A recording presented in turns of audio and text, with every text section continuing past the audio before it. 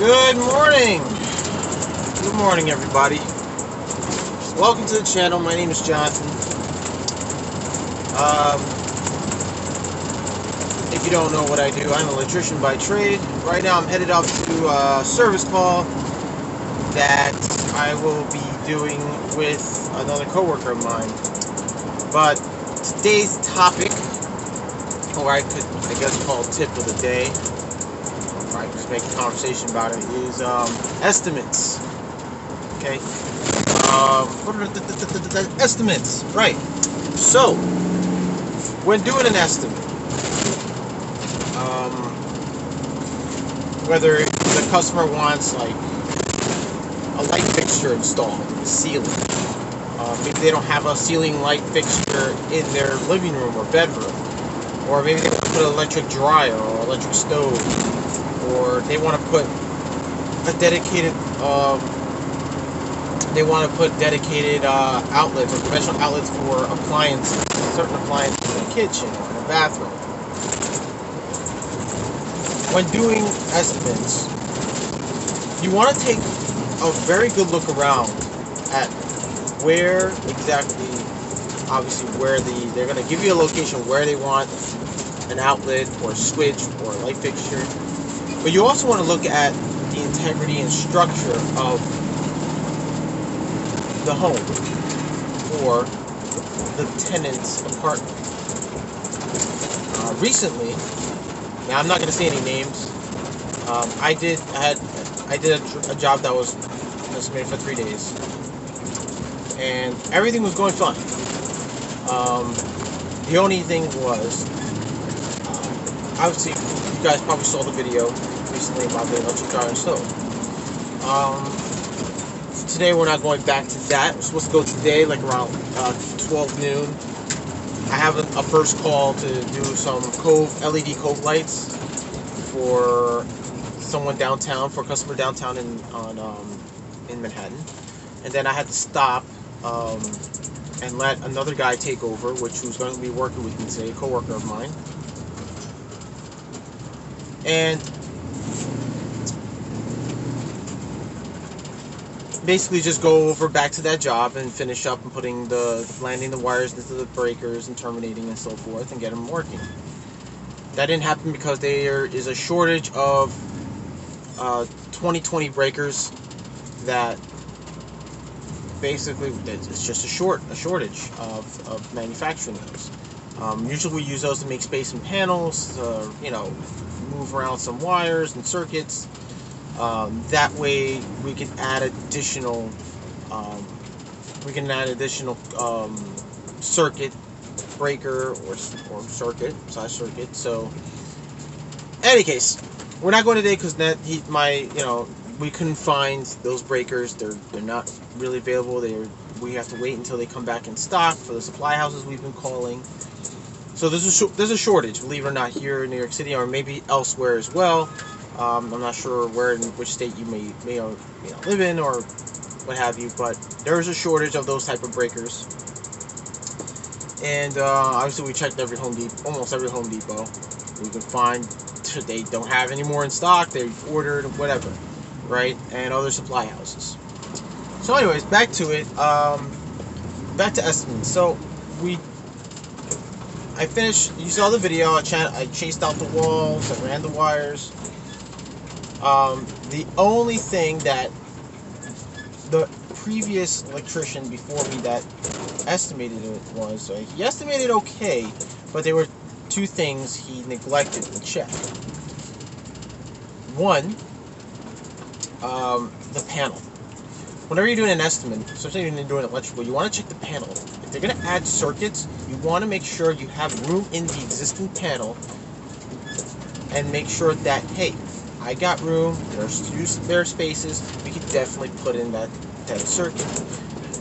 Two, make sure the rated amps, the panel is rated to take such amount of power and to the type of capacity of what the appliance demands.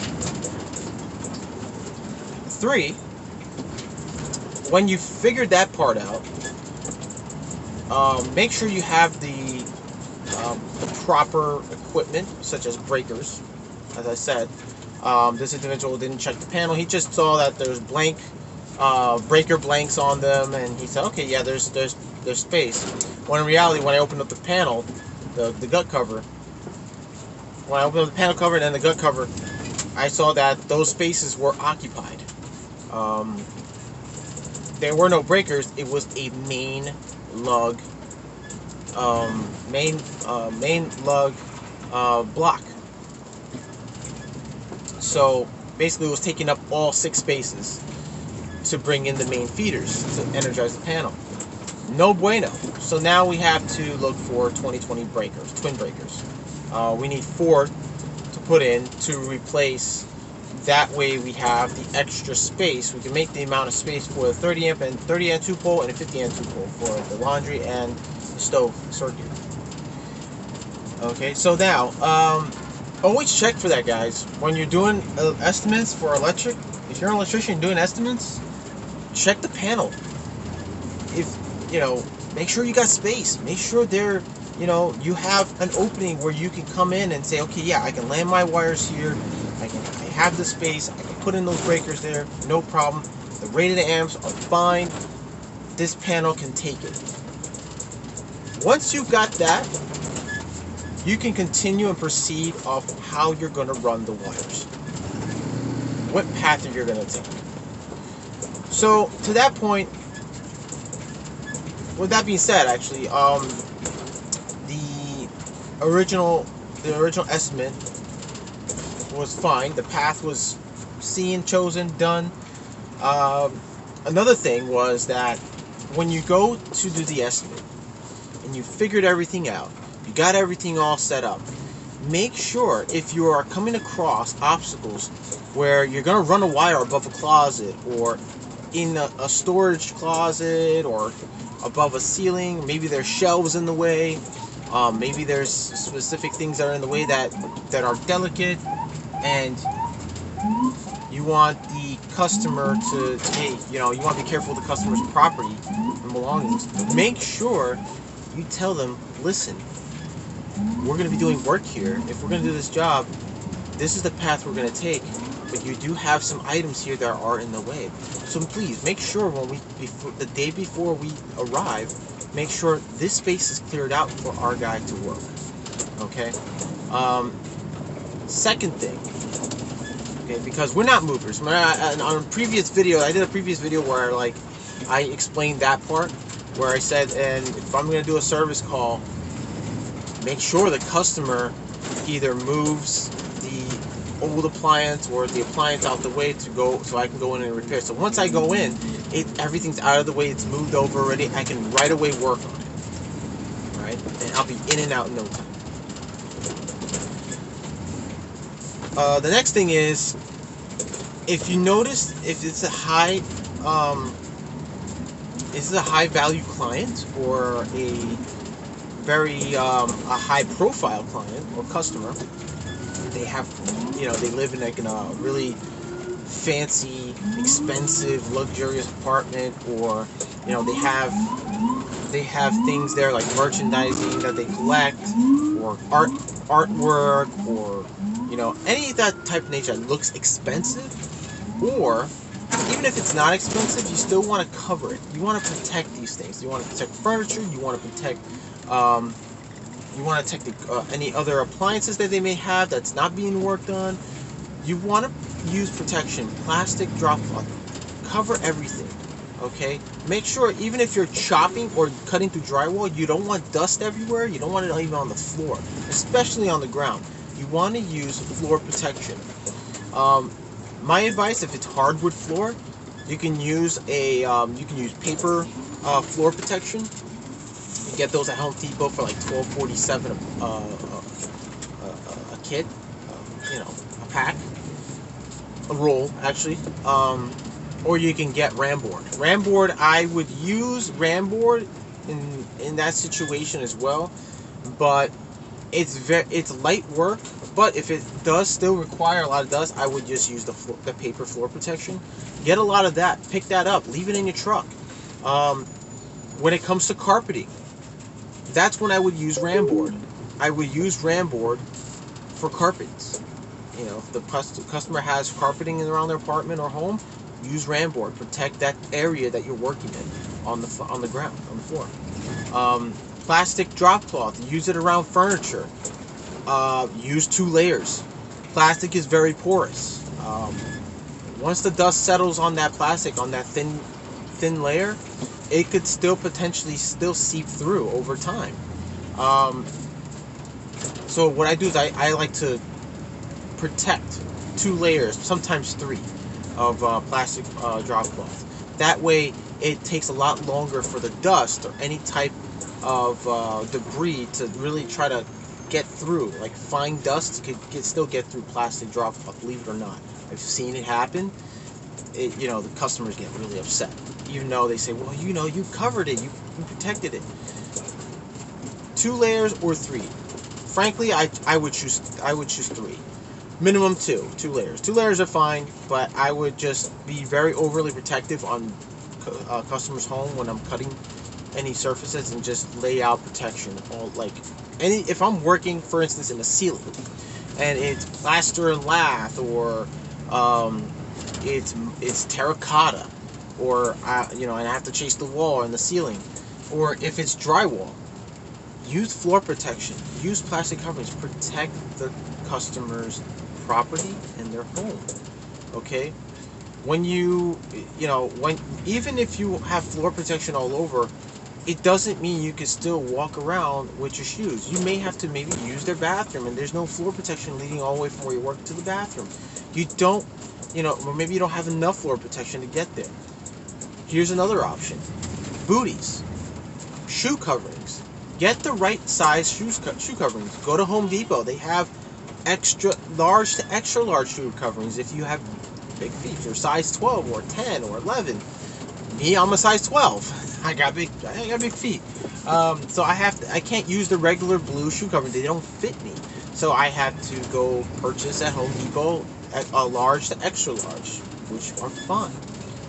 If you don't want dust, especially with terracotta and plaster and lath, I prefer, when I work around it, it sucks to have it on your clothes, and then you're walking around the customer's house, and you're kind of like you're kind of like walking around, and as you're moving, you're dusting off particles and getting it on their furniture that's not protected. So I had to learn that the hard way, and what I'm going to have to start doing is wearing coveralls. Coveralls are perfect for when you're doing jobs like this. But make sure also you have a garbage bag with you at all times. Carry a garbage bag, a heavy-duty big garbage bag. You want to get rid of all the debris. You want to, at the end of the day, when you get rid of all the debris, you can just take off the coveralls, take off the shoe cover, and dump it in one area. You don't have to drag it around the house and try to look for a garbage can. You have a garbage bag there. Okay? So, and also, when you're estimating, you got to take consideration when estimating. You want to protect the customer's home. Okay? You have to think about how long it's going to take to put floor protection and protection around the customer's furniture, on the floor, and how long would it take for cleanup. For typical jobs like this, I learned that cleaning up debris at the end of the day takes a lot longer than you clean it up as you go. But as you clean up and go, you're actually wasting more time. So I figured this out. I alternate. I would test that theory and say, hey, as I'm chopping, I should pause in between and clean up the debris. That's not the case. Usually, when that happens, I notice that I take a lot longer doing the job and chopping up the wall and, chasing the wall and stuff. So what I started doing was, as you're chopping or drilling, you should have a extraction kit. You should have a clean filter in your shop vac. You should have the hose should be long enough to reach to wherever you may be working, either overhead or underground or underneath. And make sure that, even if you don't have a certain attachment, you can always use duct tape, tape it around your bulldog hammer drill, or maybe your oscillating tool or sawzall. I do that. It's the smartest thing. You don't want to get all that fine dust as you're cutting and chopping in the air. You want to have it right away extracted out. But when you're done actually channeling a wall, cutting or chopping, whatever that case, the second you drop that tool, I like to keep the vacuum on and start cleaning up the debris. Even though it takes a little more time, because then you want to go to the next step, but now you got to pause and clean up. Do that. It's better than doing it at the end of the job. I had to learn that a bit of the hard way. I chopped up, ran the wires, everything, and then I had to clean up everything, and it took a lot longer. It took me about 2 hours, really. It's really a pain. So as you're finishing one task, you say, okay, I'm going to stop here for now. I'm done with this part. Let me clean up, and then I'm going to move on to the next task. All right? So do it that way. Even though you may feel like you're losing a bit of time, it's totally worth it, because at the end of the day, you don't have to worry about cleaning up the mess until you get to that last task. Okay? So yeah, when you're doing estimates, take consideration that you're going to chop, cut, or whatever, or channel walls. Make sure you have protection. Floor protection, include that in the estimate. Include that you need to have the customer move everything out the way that wherever you're working, the space you're working, you have to get it moved the day before you start. Before we walk in through that door, that all has to get removed. So you see what happened with this particular job that I had to do. I had to move everything out the way, and then we had to include that in the pricing. It took a lot longer for me to do the task, but I got the majority of it done within the 3 days. Now we had to push it back for 1 extra day to just terminate it because of the breaker shortage. But that's a different story. But this is why we need to estimate. When I do estimates, I have to be very precise on my estimates. I know a lot of people say, well, over time experience, you're gonna realize and do this and do that. John, you don't gotta be so precise. That's just who I am. I like to be precise because I want to make sure the job gets done at the precise estimated time and cost. Okay, I don't want to come back or an extra day and then we have to charge the customer. Sure, you're making more money, but think about what the customer is also feeling. They're also thinking they're gonna have self-doubt against you doing the job. They're gonna not even want to recommend you to anyone else. Okay, so these are the things you want to look after. You want to look out for, actually, and make sure your estimates are on point. Now, sometimes make them across while you're cutting or chopping the wall or chasing the wall. You come across a bit of an obstacle, whether in the wall you come across a pipe that was buried with all that terracotta and mortar. You gotta now have to work around chopping around the pipe, either a gas pipe, water pipe, or an EMT or a conduit for electrical. Maybe it's existing work and you gotta kind of chop around it. So you gotta take a little more time and finesse to that. That I can understand. Or maybe you're drilling through a wall where you need to get to the electrical panel, and your drill's not drilling all the way through, and you realize, wow, I hit an I-beam. This I-beam is really low. So you have to figure out other ways. Maybe you're going to chop around a bigger hole to see where that I-beam is, what position it is, how far, or the depth of the beam. How far does it go down, or how high it goes up. Is there space between the beam and where the panel is, or maybe where you need to go, where you need to chase and run your wire, things like that. That will come into play as you work, as you start the job and work. And yes, you have to inform the client, the customer, and say, listen, I came across an I-beam. It's a bit difficult where you want the wire where we had originally planned. So this may take a little bit more time, but I just want to let you know that this is an obstacle I'm trying to get around to. It just may add on an hour or half hour to an hour or at most. If you can give me that time, I really appreciate it, and I can get this job done. Or you can just say, hey, this is going to take a little longer than expected, so the price may go up just slightly little more because of this. This was, unforeseen. I mean, we're electricians, we can't see through walls. No one can, we don't know what's behind that wall. So that's why we carefully you know, as we're chopping, we're carefully doing, you know, the chasing and cutting and the chopping, and you know, we take a little bit of time, and if we do come across wiring or that kind of issue, we have to let them know, say, hey, look, this is in our way. This is what it's going to cost. It may take a little longer, and the time is going to dwindle or drag into this particular part of the job. So the bill may, you know, the estimate may not be exact, but you still get the job done. There you go.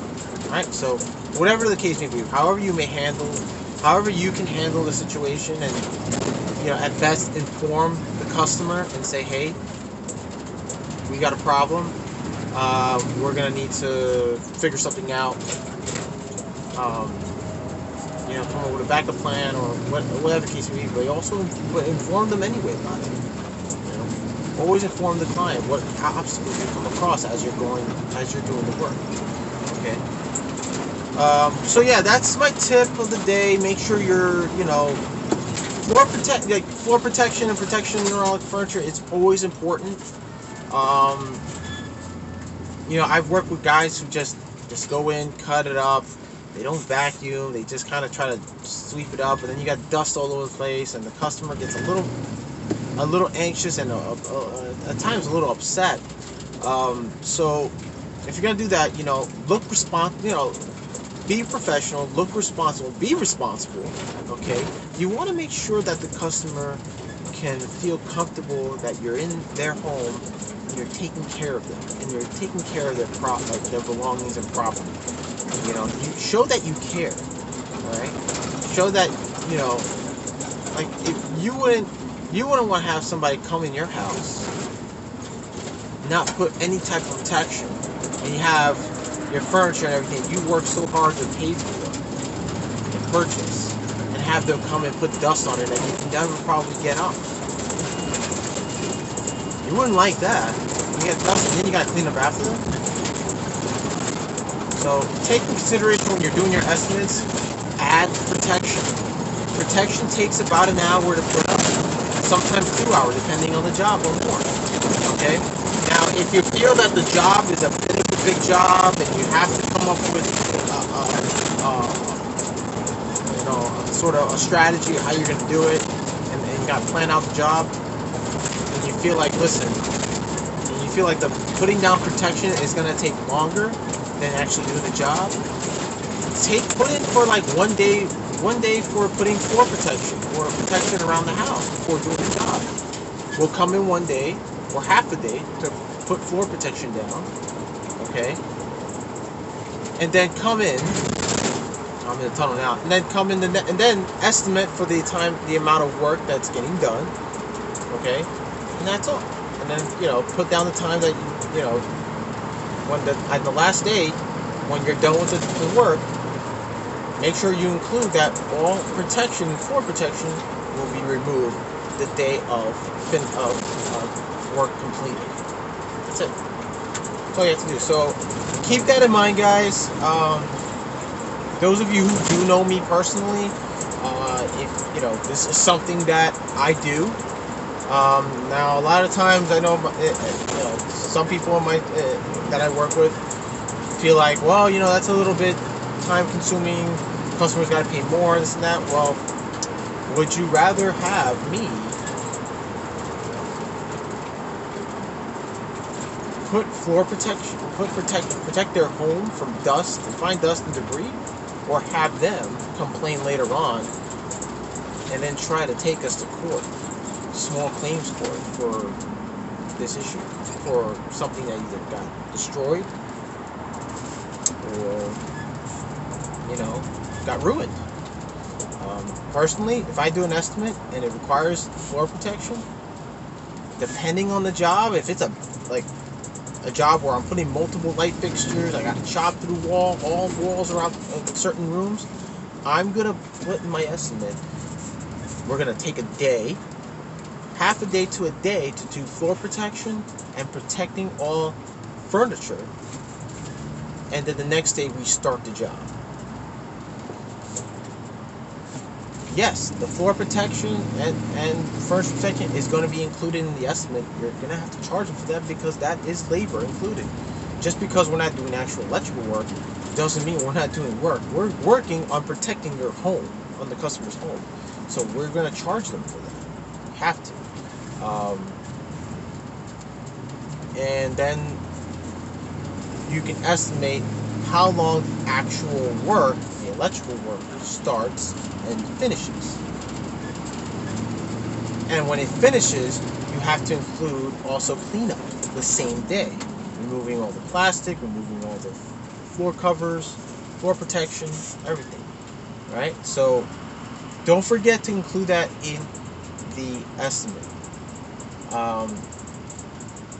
If it's like a job where you're putting in, you have to put up new light fixtures, but they don't have fixture outlet or fixture boxes or a ceiling box in the ceiling, and you have to cut walls or go into an attic and cut the ceiling and drill holes and cut a little bit of here and there, and it's going to be a mess.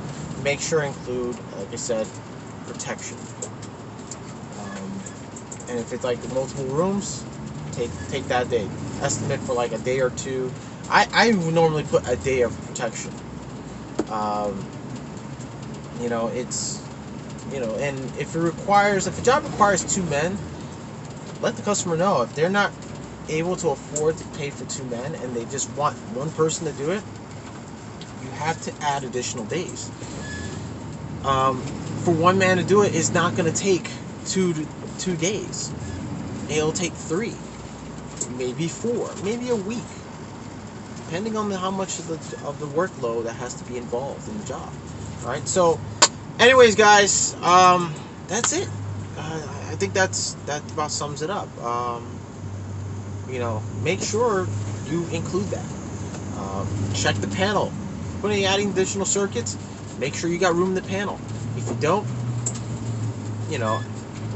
do your estimate where you have to calculate how much of a load can the panel handle that load. If it can't, you have to let the customer know, hey, listen, this is a lot for this panel. You have a filled up panel enough already. You're going to overload the panel and you're going to cause nuisance tripping. We're going to need to upgrade your panel or your service for that matter. Okay? That's going to take even more. Now, if the customer refuses that and they still want to get the job done without doing that, there's no really way of getting around it, to be honest. If we tell you your panel is going to be overloaded to the point you're going to have nuisance tripping or tripping altogether, everything shutting down, and then you have to constantly reset the breaker, the main breaker, it's not worth it. You won't be satisfied with what you need in your home or your place of business. We recommend a panel upgrade. That way it can take the amount, the ampacity. Take that ampacity, the amount of load. Alright, so if you're a DIYer or if you're a customer, maybe a previous customer has dealt with me in the past and you like watching the videos, this is the reality of it. I'm just letting you know, this is the reality of it. It's no getting around, oh well, if you do this, that. No, we're trying to make things safe and make things more available to you. Give you these second options. That yes, it may cost more money. It's gonna be a bit pricey. Okay, but it can be done. If you don't agree on the pricing, if you want to come up with maybe a compromise, whether you want to cut down, maybe I don't want to put all these circuits and so forth, that's fine. We'll figure it out. But if you still are demanding that you want it done without doing a service change, you're gonna get the outcomes are gonna be that you're gonna get just nuisance tripping. You're not gonna be satisfied, so you can't be upset. It is what it is. We can't change the science of it. We're not scientists. We can't change it. We're electricians. There's a little bit of science in it. It's, electricity. Science involved as well. But we can't change the rules of it. So yeah, that's just the way it is. Yes. And if you've dealt, like I said, if you dealt with me, You know me. I tell you the truth. I wouldn't lie to a customer and say this and that just to kind of get out of their house and not deal with them. I'd be straight up honest with the customer. You know, it's not good to lie to a customer and then someone else comes in and tells them differently.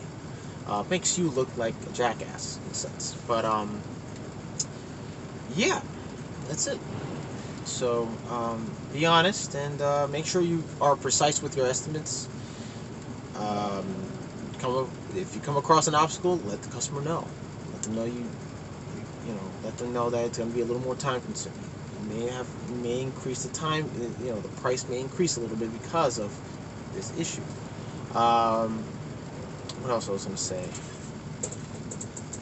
Yeah, that's about it. I think that's about it. Yeah. So don't be shy to,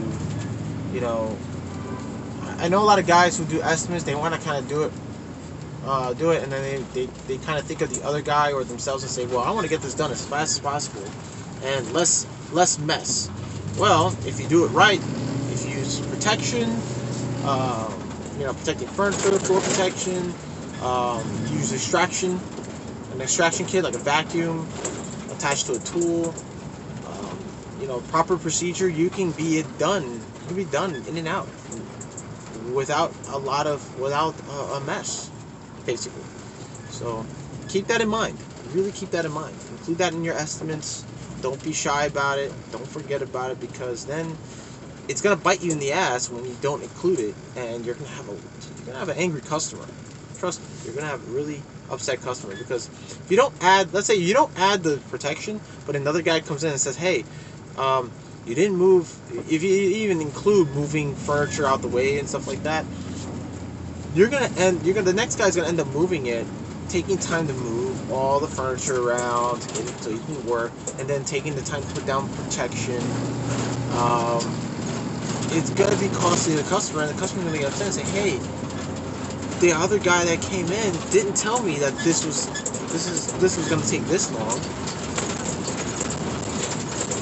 And those of you who watch my channel, whether you're a DIYer or if you are a customer as well, these are the hard truths. So, if you have an electrician like myself or a different company, from a different company or whatever, and they're doing an estimate, and they're telling you, hey, it's going to be a bit of a messy job, but we're going to get it done, and you don't hear them say they're going to lay out protection, floor protection, all that, let them know and say, hey, listen, if this is going to mess your job, don't you think you should protect my home? Don't you think you should put floor protection, plastic covering on my furniture?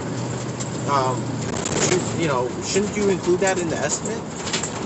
Because a lot of times, jobs I've done, and I've done it because it was estimated by someone else, they would really quickly forget to do that, and I had to now take the time to do it myself. So guys, if you're watching this, like I said, include it in your estimates. Trust me when I say it, because then a person like me has to go through explaining why I had to take this long, why it was important, and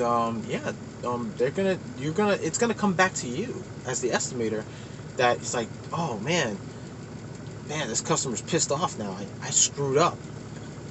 Great. Now you're gonna get the back end of it from your manager or someone else and say, hey, look, customer's upset because you said this, but the other guy that we have there is doing this.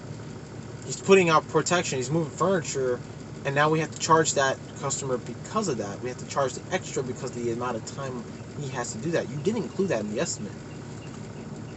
So always remember to let the customer know if you have a path where you're going to work and there's obstacles, furniture, anything that's in the way of that path, let the customer know.